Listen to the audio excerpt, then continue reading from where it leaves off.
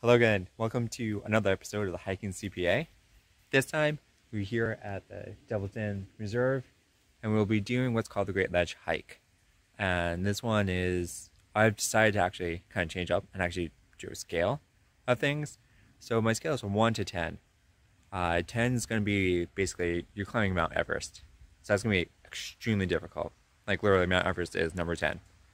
Number 1 is going to be hiking through Central Park, which, if you've ever been there, basically sidewalks. You know, might be able to go off trail a tiny bit, but not really. That's a 1. So that's how I'm gonna start rating all these trails as I go on them and as I'm walking around. This trail specifically is in Reading, Connecticut, and I want to kind of show you the entrance to this trail, as this one isn't so obvious. This is the Great Ledge Trail again, and so we're gonna be walking down. So the first thing is, you come out here, you come to this road. You actually have to cross this road to get to the trail. So we're crossing it. The next thing is, you have to actually go on someone else's property just for a little bit. This is something I kind of feel uncomfortable with, crossing in other people's properties, their personal property, while hiking, but that is where the trailhead is in this case. You can see that over here on this one. You can see the the white markers telling you that's the trail. Again, right here, and again, this is what I was talking about. See this driveway? Kind of not my forte, but this is a great trail, and it's worth the hike. For this trail, I'd probably rate this one a 3.8, maybe probably actually closer to 3. It's not that bad. The trail is fairly well marked. There are some little things to be careful of, and crosswalking and things like that. So here we are. So that's what I was talking about. See, driveway right here, and now we're walking onto the trail. So this is the full actually start of it, and so we're gonna be doing this trail today. I'm gonna just introduce what we will be talking about today, which is the student loan benefit credits, and this is actually an employer and employee credit. So in this case, this is going to be for both the employer and the employee, and I'm going to kind of keep going with this, but I'm going to pause for now, and we're going to talk a little more about this when I get to the Great Ledge, because I really want that beautiful view with this fall foliage behind me. So until then, we'll be back. So we're back, and this is the beautiful scenery behind me. This time of year is lots of different colors up here in the Northeast, and it's really beautiful. You can see a lot of these yellows, so there's some reds and many other colors. It's a great time to do hikes, especially places that have beautiful ledges and multiple ledges. And so, like, that just kind of reminds me of the beauty that's all around us and the many beautiful things in this world. And it's also what we're going to be talking about is, something well considered a little beautiful. It's tax benefits. In this case, it's employee loan repayment tax benefits, and this is something employers can offer to their employees. So this is going to be a twofold thing. So one part is going to be employees, one's going to be employers aspects, because we both have to be working together in order to see the most benefit from this. So I kind of do some web blazing through here, so you see me kind of spot at stuff occasionally. So let's first start with the employer side. And this is beneficial to employees as well, to approach your employer about this offering. So for employers, first thing you have to know is that this is for employees of your company. What an employee is kind of actually a little funny in this case. An employee is someone who currently works for you, someone who was laid off, or someone who is a temporary worker who works equivalent to full-time for you. So you can actually do it for 3 different groups, more than most people would think of. Just think of an employee benefit. In this case, it actually goes a little beyond employees. So that's one part. The next part is the max benefit you can pay out is $5,250 in any year. How you pay that out is kind of up to you. There are 2 ways to do that. First, you can pay it directly to the employees. Give it to them, let them make student loan payments. You don't have to know how much they owe, you don't have to know anything. What I do suggest though is that if you go that route, make sure you request some kind of receipt of payment, either before or right after you make your disbursement. So, for example, you might be able to do this as like a year-end benefit and talk to your employees, say, okay, you know, who has paid it out, bring it to me, and I will be, you know, reimbursing you for those payments you made during the year to kind of maximize the amount of payments going out. Sorry, there's a huge puddle in front of me. I'm a little distracted in this. I'm not sure if you can really see it that well. So we're just trying to find the best way through it. Kind of like with this process. You know, sometimes you kind of have to stop and look around and make sure it's really going to be beneficial to you and to your employees. And if you're the employee, it's beneficial to you and your taxes. So that's the next part. So I mentioned the 250 for max. And you can pay it directly to your employee, or you can pay it directly to the student loan company that your employee has. And that is beneficial because you have an instant receipt in case, you know, the IRS ever comes knocking saying, hey, you know, was this really paid, or should have been wages? You have an instant receipt saying, yeah, look, you know, this was paid directly to the student loan company. No problems. And if you have, you know, request a receipt from your employee, then same thing, same response, you know, no problem. You'll have some kind of trail for an auditor to follow. The next thing, keep in mind, is that this is actually a pre-tax benefit, meaning that this is not included in the FICA wages, which is, you know, Social Security and Medicare, or in the, you know, income tax withholding wages.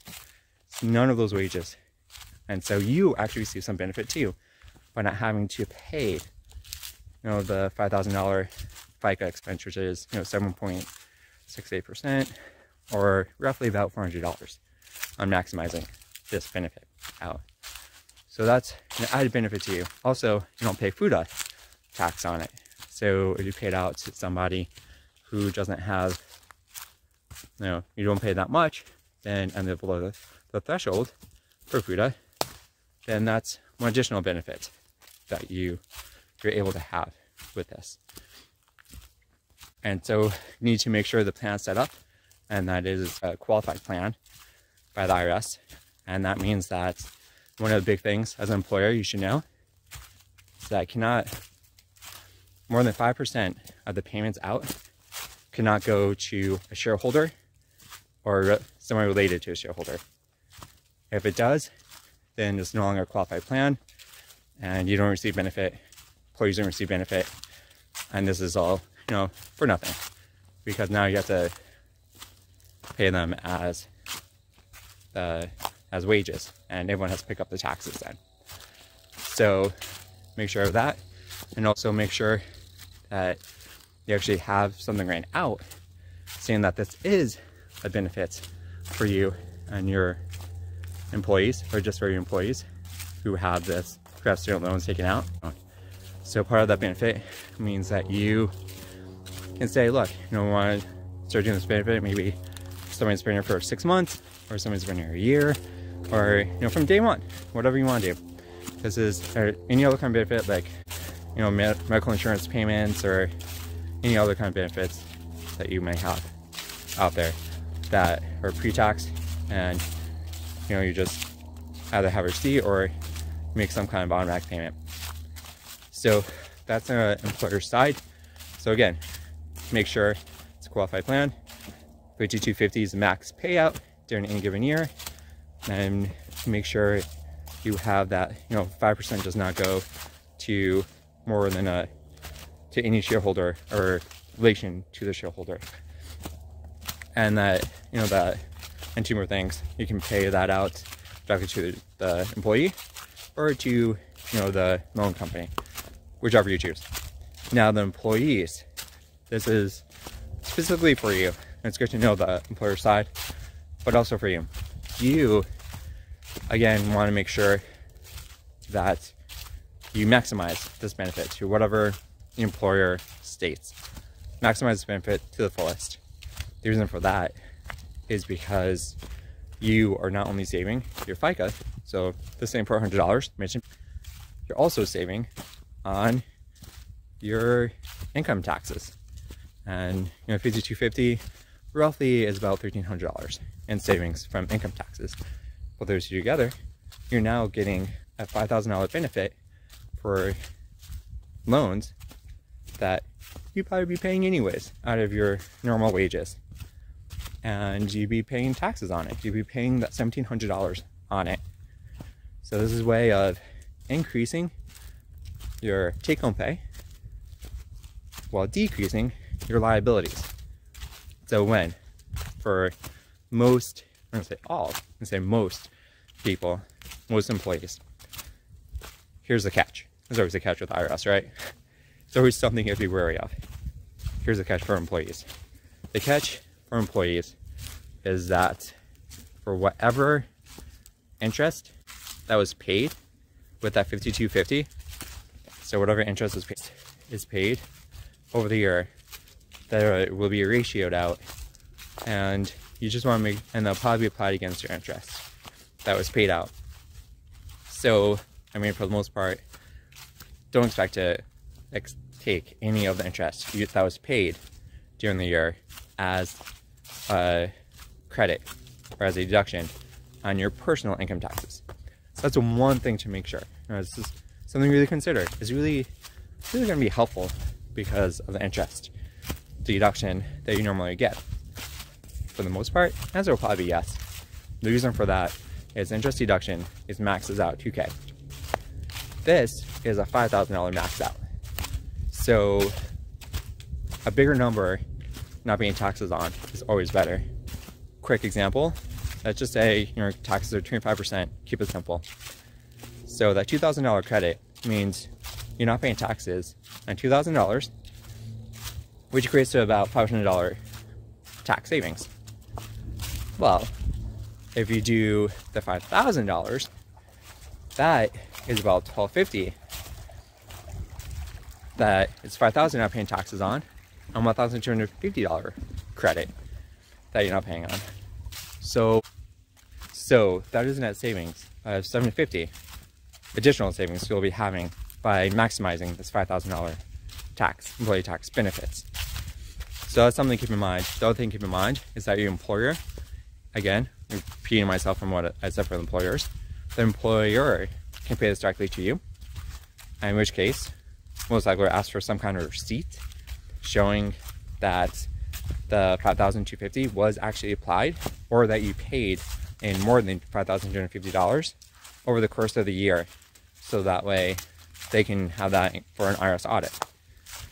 On the flip side, they can also pay directly to your loan holder, and by doing that, they'll probably request your loan number, who it is, and that information, so they can pay directly to whoever is holding your student loans.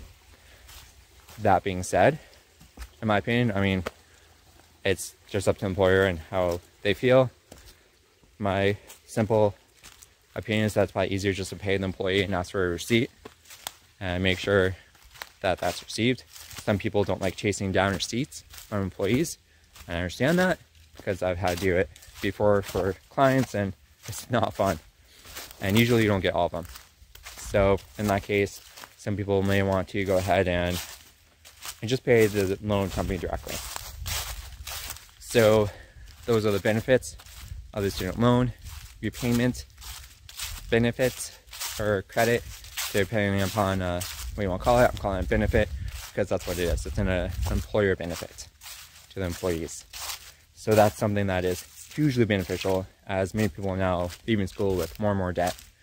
One last thing, this isn't permanent right now. I'm not going to say it's never going to be, because let's face it, tax law changes depending upon the year, as we've seen with COVID and the many tax changes over the last couple of years with that. And, the perpetual back and forth with taxes. So, I can say it's not going to change, but right now, it's going to go. It originally was supposed to stop at the end of 2020. With some more legislation, they extended it to the end of 2025. So the payment has to be made before 1/1/2026. So again, whole web losing thing. And so 2026 is when it ends. So So that means if you're able to get this benefit this year, you get 21, 22, 23, 24, 25. 5 years worth, 5,250. So it gives you 26,250 that an employer can pay against your student loans. And if you have less than that, great, they will pay it off then. If it's more than that, then okay. At least that's a chunk broken out that you no longer have to worry about. And you can still make your own payments beyond this $5,250 and pay some faster, whatever your outstanding balance is. Or you can do kind of what I'm looking forward to doing, is just get some tax recap and a reduction of taxes. So that way I don't, for something I'm already doing, I'm already paying these student loans. Also, I get some tax benefit from it at the same time, and give my employer, $400 tax credit himself as well. So it's a kind of win for everyone in my situation.